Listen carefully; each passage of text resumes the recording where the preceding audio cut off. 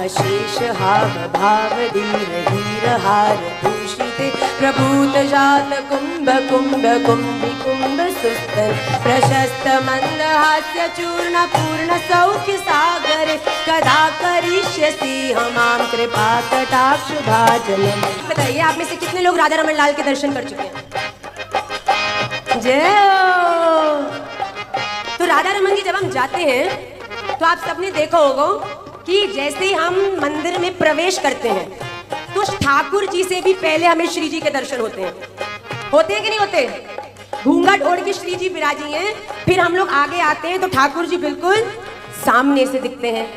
तो यहाँ पर भोलेनाथ क्या कह रहे हैं? अशेष हाव भाव, मतलब कि बहुत सारे हाव और भाव, भैया खूब सारी अपना मान अपनी लज्जा हाव भाव धारण करके श्री जी विराजी हैं। और अशेष हाव भाव धीर हीर हार भूषिते, धैर्यवान होकर बिल्कुल धीरज से पेशेंस के साथ खूब सौंदर्य ऐश्वर्य को धारण करके लंबा लंबा हीरों का हार, सुंदर सुंदर साड़ी, बड़ी सुंदर सी नथनी, ऊपर चंद्रिका धारण करके हमारी श्री जी राधा रमण लाल के पास विराज रही हैं। और जैसे ही कभी किसी ने सोचा है कि श्री जी दर्शन क्यों नहीं देती, श्री जी का मुखमंडल हमको क्यों नहीं दिखता?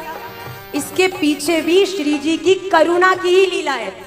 हमारे राधा रमण जी में ठाकुर जी तो सबको देख रहे हैं, पर हमारी श्री जी केवल और केवल हमारे राधा रमण लाल को ही क्या कर रही हैं?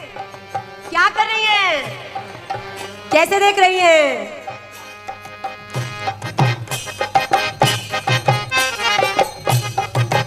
अब ठाकुर जी इतने घबराए ठाड़े हैं क्यों?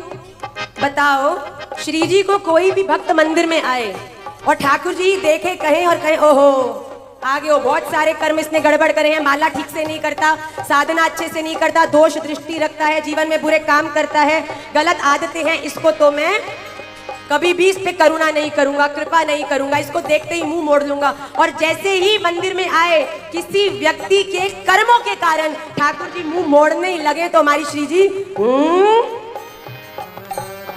राधा रमण ये आपके लिए नहीं मेरे लिए यहाँ आया है, अपनी करुणा का अंबार लगा दो। ठाकुर जी के पास ये ऑप्शन नहीं है कि श्री जी की सेवा में कोई व्यक्ति आए और ठाकुर जी उसे स्वीकार नहीं करें। हम सब पर ठाकुर जी की कृपा है जाए, इसीलिए श्री जी सदैव पूरी तैयार होकर अपनी दृष्टि ठाकुर जी पर जमाए बैठे हैं। भैया तो आप सब भी सदा उनकी करुणा कृपा